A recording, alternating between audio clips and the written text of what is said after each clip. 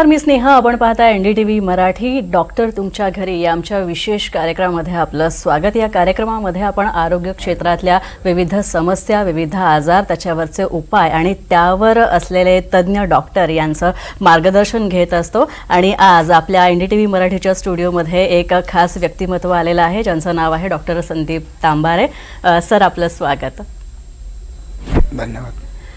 Doctor Sandeep Tambare यांची ओळख करून देते. डॉक्टर संदीप तांबारे यांच्याबद्दल सांगायचं झालं तर डॉक्टर संदीप तांबारे यांनी आपलं वैद्यकीय शिक्षण हे Maharashtra university of health sciences Pune इथून पूर्ण केलेलं आहे आणि त्यानंतर त्यांनी व्यसनमुक्ती उपचारांमध्ये विशेष प्रशिक्षण घेतलं आहे. National institute for social science, new Delhi इथून त्यांनी हे शिक्षण पूर्ण केलं आणि व्यसनमुक्ती संशोधनासाठी एम्स न्यू दिल्ली इथे त्यांनी विशेष प्रशिक्षण घेतलेलं आहे. नवी दिल्लीत विशेष प्रशिक्षण घेतलं आहे त्यांनी. आणि त्यानंतर डॉक्टर संदीप तांबारे यांनी व्यसनमुक्ती व्यवस्थापनामध्ये म्हणजेच ॲडिक्शन मॅनेजमेंटमध्ये World Peace Institute of United Nation यांच्याकडून डॉक्टरेट देखील संपादित केलेली आहे. डॉक्टर संदीप हे गेल्या 20 वर्षांपासून व्यसनमुक्ती क्षेत्रात कार्यरत आहेत. अनेक व्यसनांध व्यक्तींना त्यांनी व्यसनमुक्त केलेलं आहे. तसंच गेल्या 20 वर्षांपासून व्यसनमुक्ती क्षेत्रात त्यांनी जनजागृती, उपचार, पुनर्वसन, प्रशिक्षण आणि संशोधन अशा विविध क्षेत्रांमध्ये ते कार्यरत आहेत. भारत सरकार सामाजिक न्याय आणि अधिकारिता मंत्रालयाच्या मार्फत integrated rehabilitation centre for addict प्रकल्पाचे ते डायरेक्टरपदी सुद्धा नियुक्त होते. त्यांनी तिथे काम पाहिलेलं आहे. तर आयुष व्यसनमुक्ती उपचार आणि संशोधन केंद्राचे मुख्य कार्यकारी अधिकारी म्हणून आता सध्या ते जबाबदारी गेल्या अनेक वर्षांपासून पार पाडतात. डॉक्टर तांबारे यांनी व्यसनांच्या दुष्परिणामांबाबत विद्यार्थ्यांमध्ये विशेषतः जनजागृती निर्माण केलेली आहे आणि युवकांना व्याख्यान देणं, त्यांना मार्गदर्शन करणं, महिलांचे मेळावे आयोजित करणं, तसंच गावोगावी जाऊन व्यसनमुक्ती अभियानं राबवणं आणि व्यसनमुक्ती युवक महोत्सव अशा विविध माध्यमातून आजपर्यंत 2600 पेक्षाही जास्त व्याख्यानं त्यांनी दिलेली आहेत. कार्यक्रम, मेळावे घेतलेले आहेत आणि जनजागृती सुद्धा केलेली आहे. तसंच व्यसनमुक्ती उपचारांचं विशेष प्रशिक्षण घेतल्यानंतर डॉक्टर तांबारे यांनी 31,000 व्यसनाधीन व्यक्तींना व्यसनमुक्त केलेलं आहे आणि सायंटिफिक उपचार, शास्त्रोक्त उपचार पद्धती त्यांनी दिलेली आहेत आणि त्यांना व्यसनाच्या विळख्यातनं बाहेर काढलेलं आहे. तसंच व्यसनमुक्ती उपचारानंतर त्यांनी त्या व्यक्तीला व्यावसायिक प्रशिक्षण दिले आणि त्यांना स्वयंपूर्ण सुद्धा बनवलेलं आहे.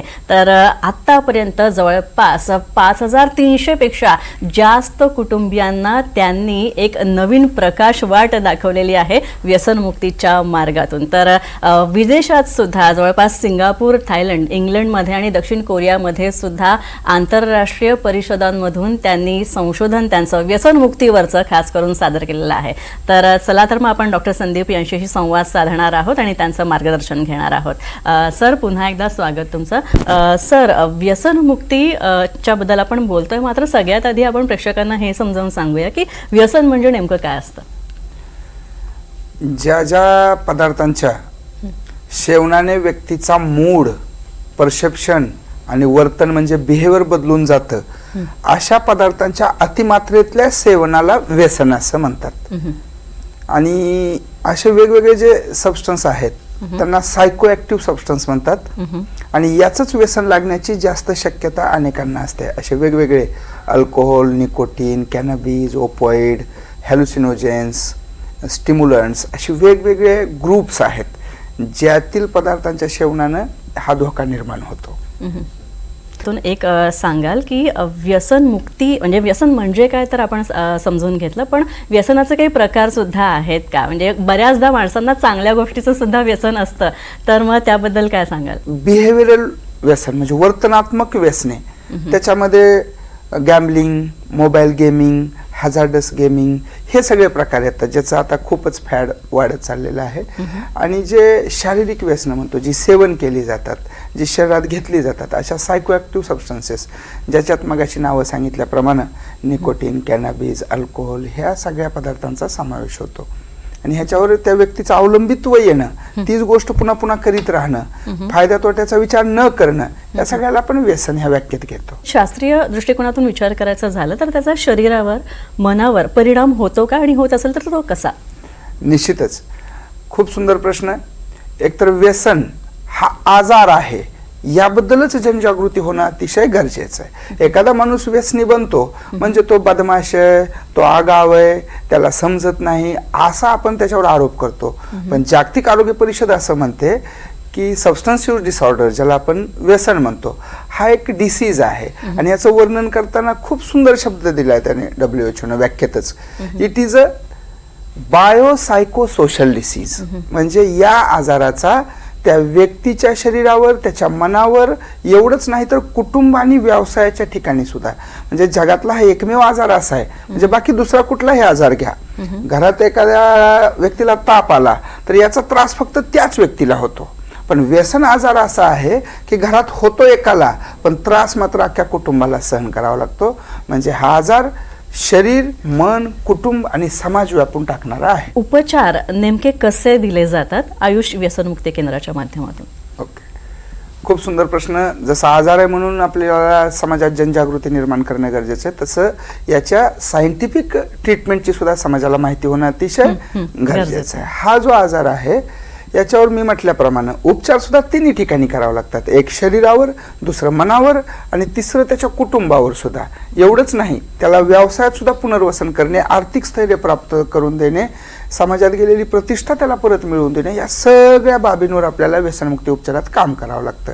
त्यापैकी मुख्य जो आहे उपचार हा शरीरावर दिला जातो. आणि त्याच्यानंतर शरीर स्टेबल झालं, स्थिर झालं, कारण बऱ्याच समस्या असतात शरीराच्या सुद्धा, त्यानंतर मनाचा उपचार, मग कुटुंबाचा उपचार, असं आपण टप्प्याटप्प्यानं 28 दिवसांमध्ये हा उपचार आपण पूर्ण करतो आयुषमध्ये. अच्छा डॉक्टर, एक असा इंटरेस्टिंग प्रश्न की आयुष व्यसनमुक्तीमध्ये असं म्हणतात की व्यसनांध व्यक्तीला जेव्हा व्यसनमुक्तीच्या मार्गावर नेतात तेव्हा औषधं, कडू औषधं दिलेली जातात जी घ्यावीशी सुद्धा वाटत नाही किंवा ज्याने अगदी मन निरस होतं, मन होत नाही ते घ्यायची औषधं. तर अशी औषधं आहेत का तिथे? नाही, हा म्हणजे औषध चवीला थोडं प्रत्येकच कडूच असतं असंही नाही, आणि ते फक्त चवीपुरता मर्यादित आहे. त्याचे परिणाम मात्र आपल्याला चांगलेच मिळतात. आणि मग अशी व्यसनमुक्तीसाठी जो औषध उपचार दिला जातो यामध्ये मुख्यतः व्यसन बंद कर, व्यसन बंद कर असा का समाज, सगळं जग त्याला सांगत असतं. एवढंच नाही, व्यसन करणाऱ्या व्यक्तीचं मन सुद्धा आतून म्हणत असते की व्यसन बंद कर. पण व्यसन बंद केल्यावर त्याला होणारे जे त्रास आहेत हे बंद झाल्याशिवाय व्यसन बंद होत नाही. आणि म्हणून व्यसनमुक्ती उपचारात सगळ्यात अगोदर हा त्रास औषधांनी कमी केला जातो. खूप छान छान औषधं, म्हणजे बरेच जण बघा अल्कोहोलचं, दारूचं व्यसन करणाऱ्या प्रत्येकाचं म्हणणं आहे, जर मी नाही पिलो, मला बंद करायची, पण नाही पिलो तर मला जेवण जात नाही, मला झोप येत नाही, हात थरथर कापतात, छातीत धडधड, अशक्तपणा येतो. मग या सगळ्यासाठी छान छान औषध आहे. म्हणजे ज्याला जेवण जात नसेल त्याला भूक लागायचं औषध आहे, झोप येत नसेल झोप लागायचं औषध आहे. म्हणजे एक पेशंट तर मला असं म्हणायचा की नाही पेल्यावर मला करमत नाही, तर आम्ही त्याला करमायची गोळी दिली. मूड एलिव्हेटर म्हणून करमायच्या सुद्धा गोळ्या आहेत सायकॅट्रीमध्ये. तर अशा प्रत्येक त्रास कमी करणं हा उपचारातला पहिला टप्पा आहे. आणि दुसऱ्या टप्प्यामध्ये व्यसनामुळे त्याचं काय काय खराब झालंय. समजा व्यसन जरी आज बंद केलं, 20 वर्ष त्यानं केलेलं ना, मग त्याच्यामुळे त्याचा लिव्हर खराब झालाय का, किडनीवर काय दुष्परिणाम, हृदय काम करतंय का, मेंदूवर काय काय वाईट परिणाम झाला, ह्याच्या तपासण्या करून जर थोडासा दोष असेल तर आमच्या तिथले डॉक्टर आम्ही दुरुस्त करतो. आणि जर काही मोठा दोष सापडला तर त्याच्या तज्ज्ञांकडे त्याला पाठवलं जातं आणि त्यांचा सल्ला घेतला जातो. आणि मग तिसऱ्या टप्प्यामध्ये पुन्हा व्यसनाकडे मनच जाऊ नये अशी अँटी क्रेविंग नावाची औषध आहे, जी खाल्ल्यानंतर आतूनच त्या व्यसनी पदार्थाबद्दल तिरस्कार निर्माण होतो. आणि असं आतापर्यंत 31,000 लोकांच्या मनात आम्ही तिरस्कार निर्माण केलेला आहे. वा वा. सर, आणखी एक महत्वाचं की आता औषधोपचार तर आहेतच, म्हणजे गोळ्या, औषधं, काढे, या सगळ्या गोष्टी आहेत, पण या सगळ्यात व्यसनांध व्यक्तीला एक मानसिक उपचारांची सुद्धा गरज असते, कारण मानसिक दृष्ट्या सुद्धा कुठेतरी त्याला विचलित करणं त्या व्यसनापासून गरजेचं असतं. तर आणि आता यात कॉम्बिनेशन ऑफ ट्रीटमेंट्स किंवा थेरपीज सुद्धा आलेल्या आहेत, जसं की संगीताची मदत घेतली जाते, कलेची सुद्धा, म्हणजे आर्ट थेरपी, म्युझिक थेरपी याचा सुद्धा वापर केला जातो. तर याबद्दल काय सांगाल, कारण आयुषची ही खासियत आहे असं मी ऐकलं. हा तर खरा उपचाराचा गाभ आहे. म्हणजे शरीराचा उपचार हा तर प्राथमिक अवस्थेत आहे, पण खरा व्यसनमुक्तीचा उपचार हा तर मनावर आहे, कारण हा आजारच मुळात मनाचा आहे. कारण कुठली ना कुठली मानसिक विकृती असल्याशिवाय माणूस व्यसनाच्या विळख्यात अडकतच नाही. आणि ही मुळात असणारी मानसिक विकृती त्या व्यसनामुळे परत इतकी वाढते आणि मग या सगळ्याचा परिणाम होऊन त्या व्यक्तीचा स्वभाव हट्टी होणे, मी सांगतोय असंच झालं पाहिजे, मला शहाणपणा शिकवायचा नाही, माझं नाही ऐकलं तर मी आत्महत्या करीन, अशा विकोपाला मानसिक विकृती जातात. आणि मग यामुळं व्यसनमुक्ती उपचारामध्ये या मनावर खूप सुंदर प्रकारे उपचार केले जातात. योगा, मेडिटेशन, तुम्ही म्हणता तसं आर्ट थेरपी, रोज झुंबा डान्स घेतला जातो आमच्याकडे. Yes yes. आणि खूप चांगला उपचार आहे. म्हणजे बघा ना, व्यसन बंद करणारे म्हणतात मला रात्री झोप येत नाही, मला गोळी द्यावी लागते, पण जर डान्स मन लावून केला आणि त्याला थकून गेलं शरीर तर जेवल्याबरोबर आपोआप झोपी जातो, लागणारच आहे. तर असे वेगवेगळे उपचार, म्हणजे यात मानसिक उपचाराची एक मला खासियत, म्हणजे मुळात बघा फक्त व्यसनी माणसाचंच नाही, आपल्या प्रत्येकाचं सुद्धा असं म्हणणं आहे की माझ्या साहेबांनी असं केलं म्हणून मी असा झालोय, माझी पत्नी तशी भांडली म्हणून मी असं केलं.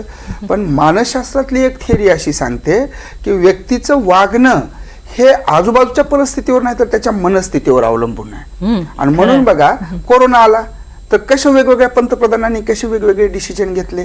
जिथं हुकुमशाह होता त्यांनी तर डायरेक्ट गोळ्या घालायच्याच ऑर्डर दिल्या.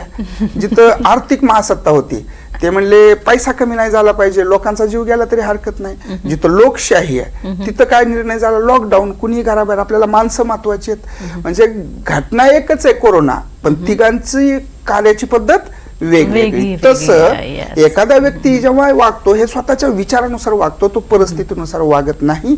ही थिअरी समजून सांगितली की पेशंटचा जो आरोप असतो, आईनं असं केलं म्हणून मी दारू पितो, वडिलांनी तसं केलं, हा दोष द्यायचा संपून जातो. असं मी उदाहरणार्थ एक थेरपी सांगितली, motivation enhancement therapy, REBT, CBT, अशा मानसशास्त्रातल्या खूप उपयुक्त उपचार पद्धती. आणि त्याच्या जोडीला हे योगा, मेडिटेशन, संगीतोपचार या आपल्या पारंपरिक उपचार पद्धती, दोन्हीच्या समन्वयातून मी म्हणतो की व्यसनात जेवढा आनंद आहे त्याच्या 1000 पट जास्त आनंद इतर गोष्टीतून मिळवून देणे, याला खरा व्यसनमुक्तीचा उपचार आम्ही समजतो. अगदी अगदी अतिशय सुंदर म्हणालात सर. पण एक गोष्ट की जेव्हा एखादी व्यक्ती आयुष व्यसनमुक्ती केंद्रात येते व्यसनमुक्तीसाठी आणि सगळ्यात आधी त्याचं समुपदेशन, म्हणजे सगळ्यात आधी रुग्णाबरोबर त्या पेशंट बरोबर संवाद साधणं महत्त्वाचं असतं. तर समुपदेशन being a very important part in all this, तर या सगळ्यात कशी समुपदेशनाची मदत होते? नाही, समुपदेशन, काउन्सिलिंग हा तर अतिशय महत्वाचा उपचार आहे. कारण व्यसनी म्हणजे हा समस्याग्रस्त व्यक्ती असतो आणि या समस्या सोडवण्याचं सामर्थ्य त्याच्यात निर्माण करणे, ह्याला समुपदेशन असं आम्ही म्हणतो. मग आलेला व्यक्ती सगळ्यात पहिला त्याला समस्येचीच जाणीव नसते. म्हणजे आलेला प्रत्येक पेशंटचा आम्हाला प्रश्न एक आहे की कोण पित नाही, मग मलाच का उपचार द्यायला लागला. तर त्याला अगोदर हे जाणून द्यावं लागतं की तुझं पिणं आणि जगातल्या इतर लोकांचं पिणं याच्यात काय फरक आहे. तू अवलंबित्व आलंय, तुला त्याशिवाय जमत नाही, मर्यादा पाळता येत नाही, म्हणून आपल्याला उपचाराची गरज आहे. आणि त्याच्या समस्या ज्या ज्या कुठल्या असतील, अनेक प्रकारच्या समस्या, कुणाच्या शारीरिक असतात, मानसिक, कौटुंबिक, पत्नी रुसून माहेरी निघून गेलेली आहे, वडील प्रॉपर्टीत हिस्सा देत नाहीत, कुणाला कर्जाचा डोंगर इतका झालेला आहे. मग ह्या सगळ्या समस्या सोडवण्याचं सामर्थ्य त्याच्यामध्ये निर्माण करण्यासाठी आमचे सोशल वर्कर आहेत, आमचे सायकोलॉजिस्ट आहेत, आमचे सायकियाट्रिस्ट आहेत, हे त्याच्या समस्या मुळातून जाणून घेतात. आणि त्या मुळापासून, म्हणजे दोऱ्याचा गुंता जसा आपण सोडवतो, म्हणजे तिथं ज्या जोर लावून चालत नाही, लगेच दोरा तुटून जाईल, एक एक धागा धागा उकलत त्याच्या मनात विचारांची स्पष्टता निर्माण करणे आणि त्याला सकारात्मक करणे, हे समुपदेशनाच्या माध्यमातून काम केलं जातं. बरं, या सगळ्यात हल्ली योग उपचार, म्हणजे योग करून घेणं, मनाला स्थैर्य प्राप्त करून देणं त्या व्यक्तीच्या, हे सुद्धा महत्त्वाचं आहे. तर आयुष व्यसनमुक्तीमध्ये हे सगळं काम कसं चालतं, म्हणजे योग साधनेचा वापर कशा प्रकारे केला जातो? खूप सुंदर. म्हणजे आमचं आयुष नाव देण्यामागचाच मुख्य उद्देश हा आहे की व्यसन ह्या समस्येनं सगळं जग ग्रासित होतंय. आणि अशा वेळी भारत महागुरु होतोय. आता आपण 500 ट्रिलियनच्या पुढे इकॉनॉमी जायचा विचार करतोय. तर भारताकडे असे काय ऑप्शन्स आहेत की ज्यामुळे अख्खं जग आकर्षित होईल. मग आपला काय स्ट्रॉंग पॉईंट आहेत ह्या व्यसनमुक्तीसाठी? आपल्या आयुर्वेदात खूप चांगली उपचार पद्धती दिली आहे, योगामध्ये खूप चांगले उपचार दिलेले आहेत. मग ह्या योगाचा वापर करून, एकतर योगाचे प्रशिक्षण दिलं म्हणजे तिन्ही पातळ्यावर प्रतिबंध म्हणून, म्हणजे व्यसन लागूच नाही, आम्ही शालेय विद्यार्थ्यांसाठी काही अभियान राबवतो. त्याच्यामध्ये शालेय विद्यार्थ्यांनाच योगा शिकवतो की जेणेकरून आयुष्यात येणारा तणाव त्यांना हाताळण्याचं कौशल्य निर्माण व्हावं, मनावर त्यांचं हे यावा, अंकुश यावा आणि मनावर ताबा यावा, जेणेकरून मन वाईट गोष्टीकडे वळणारच नाही. एवढंच नाही तर शारीरिक दृष्ट्या सुद्धा योगाचे व्यसनमुक्ती उपचारात इतके फायदे आम्हाला दिसून आलेत. मन शांत, आनंदी, प्रसन्न तर होतेच, पण ज्याला अन्नाचा एक घास सुद्धा पचत नव्हता पहिल्या दिवशी, अगदी 5व्या दिवशी तो 2 चपात्या 2 पोळ्या खायला सुरू करतो. म्हणजे शरीरामध्ये त्याच्या शक्ती निर्माण होते, झोप शांत यायला लागते, अन्न पचवण्याची ताकद निर्माण होते, थरथरी हातांची कमी होते. हे सगळं आणि पुन्हा व्यसनाकडे मन जात नाही. जे आम्हाला औषधांनी साध्य करायचंय ती प्रत्येक गोष्ट आम्ही योगातून त्या पेशंटला मिळवून देतो. आणि ह्या योगा आणि आयुर्वेदाच्या उपचारामुळेच आतापर्यंत आयुषला इंग्लंड, थायलंड, सिंगापूर, त्यानंतर आता साऊथ कोरिया ह्या वेगवेगळ्या देशातून आमंत्रण आलं ते ह्याच उपचार पद्धती. नक्कीच मला डॉक्टर हेच विचारायचं होतं की आतापर्यंत अनेक टूर्स तुम्ही केलेले आहेत, विविध देशांमध्ये गेलेला आहात, देश परदेशात गेलेला आहेत, तर तिथे व्यसनमुक्तीच्या उपचार पद्धती आणि तिथनं काहीतरी आत्मसात करून मग भारतात येणं आणि इथली सुद्धा पद्धती त्यांनी आत्मसात करणं, हे सगळं कसं होतं आणि या सगळ्यामुळे जी नाविन्यता आलेली आहे ट्रीटमेंट्समध्ये त्याबद्दल काय सांगाल? नक्कीच या परिषदांचं जे आयोजन केलं जातं जागतिक स्तरावर, आंतरराष्ट्रीय परिषदा व्यसनमुक्तीच्या, त्याचा मुख्य उद्देशच हा असतो की या देशातल्या काही चांगल्या गोष्टी त्या देशात पसराव्यात, त्या देशातल्या या देशात. मग आम्ही जेव्हा गेलो हे भारताचे पॉईंट घेऊनच गेलो, आयुर्वेद, योगा, आणि याला इतकं चांगलं अप्रिशिएशन संपूर्ण जे विश्वाकडनं जगाकडनं आज मिळत आहे, हे खरं तर एक भारतीय म्हणून खूप अभिमानाची गोष्ट आहे. पण अजून बारकाव्यानं बऱ्याच गोष्टी, आपली मजबूत असणारी कुटुंब व्यवस्था ही व्यसनमुक्ती उपचारासाठी अतिशय पोषक आहे. म्हणजे बऱ्याच परिषदांमध्ये मी जेव्हा चर्चा करतो तर तिकडच्या देशातले लोक सांगतात की कुटुंब व्यवस्था नसल्यामुळं पेशंटला जो उपचारात सपोर्ट पाहिजे असतो कुटुंबियांचा तोच त्यांना मिळत नाही. पण भारतात कुटुंब व्यवस्था अगदी मजबूत आहे. आणि मी आता स्वतः अनुभवतोय 90% पेशंटला कुटुंबीय उपचारात दाखल करतात. मग अशा आपल्या ज्या स्ट्रॉंग गोष्टी आहेत त्या त्यांना देणे, तसं तिकडच्या पण बऱ्याच चांगल्या गोष्टी आहेत. ॲडव्हान्स अँटी क्रेविंगची ट्रीटमेंट काही ठिकाणची चांगली आहे. त्यानंतर आपण ते ह्याची वेगवेगळ्या वासांवर काय तर त्याला आता अरोमा थेरपी ही काही त्या देशातून आपल्याकडे घेण्यासारखी आहे. असं हेच देवाणघेवाण ह्या परिषदांमधून चालते आणि तिथं भारताला अप्रिशिएशन खूप चांगलं मिळतंय, याचा खूप आनंद वाटतो. डॉक्टर, या सगळ्यात व्यसनांध व्यक्तीचं कुटुंब आणि पर्यायाने समाज म्हणून आपली सुद्धा महत्वाची जबाबदारी आहे, याबद्दल एक थोडक्यात सांगाल? व्यसन हा आजार असं आहे मगाशी म्हटल्याप्रमाणे की होतो एकाला पण त्रास अख्ख्या कुटुंबाला सहन करावा लागतो. म्हणजे बऱ्याच वेळा मी बघितलंय की सोशल विड्रॉल ज्याला म्हणतो, म्हणजे व्यसन करणाऱ्याची पत्नी सामूहिक कार्यक्रमातच सहभागी होत नाही. कारण तिला माहित आहे मी किती नटून थटून गेले, दागदागिने घालून, भारी साडी घालून गेले तरी तिथं गेल्यानंतर मला जो नेमका प्रश्न येणार आहे की तुझा नवरा दारू पितो, आणि त्यामुळे तिची इच्छाच राहत नाही. ती एक आजारी व्यक्तीसारखं जीवन जगायला सुरू करते.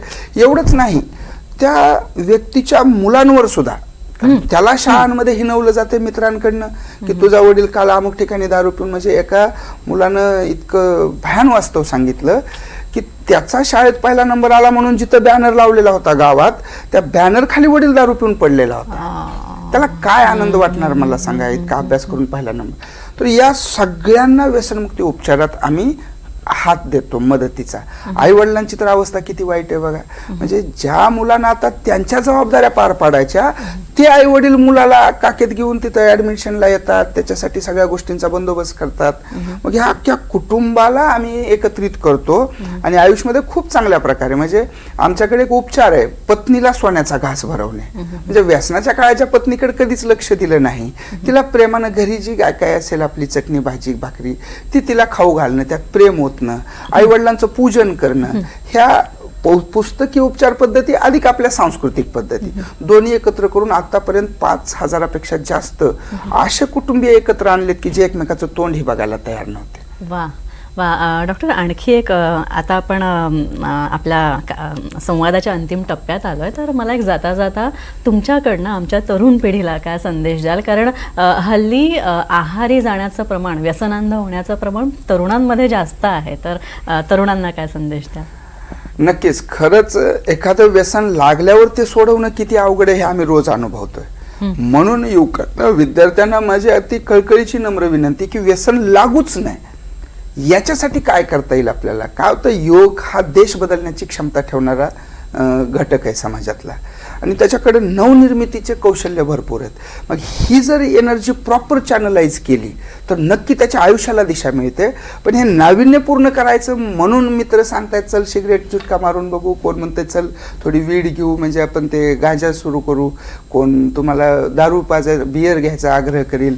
तर या सगळ्यापासून पहिल्यांदाच नाही म्हणायला शिकणं म्हणजे हे विद्यार्थ्यांच्या आणि युवकांच्या मनावर मित्रांचं एवढं प्रेशर असतं. म्हणजे मी असा एक मुलगा बघितलाय की सिगरेट ओढत नाही पण ग्रुप मधले ओढतात म्हणून पॉकेट खिशात ठेवतो सिगरेटचं. तर नाही, वाईट गोष्टीला नाही म्हणायला शिकलं पाहिजे आणि आपली एनर्जी योगा, मेडिटेशन, वाचन, खेळ याच्यामध्ये आपण दाखवून दिली पाहिजे. अगदी अगदी डॉक्टर, खूप सुंदर असा संवाद आणि खूप छान तुम्ही माहिती दिलीत आयुष व्यसनमुक्ती केंद्राबद्दल आणि तुम्ही इथे आलात NDTVच्या स्टुडिओमध्ये. डॉक्टर आमच्या घरी या कार्यक्रमात उपस्थित झाला त्यासाठी खूप खूप आभार तुमचे. नमस्कार. धन्यवाद. धन्यवाद.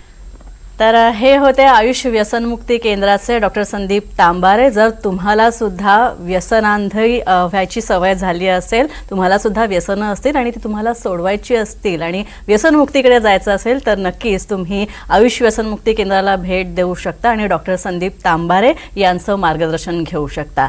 यानंतर आपण डॉक्टर तुमच्या घरी या कार्यक्रमात इथेच थांबतोय. नमस्कार. पाहत राहा NDTV मराठी.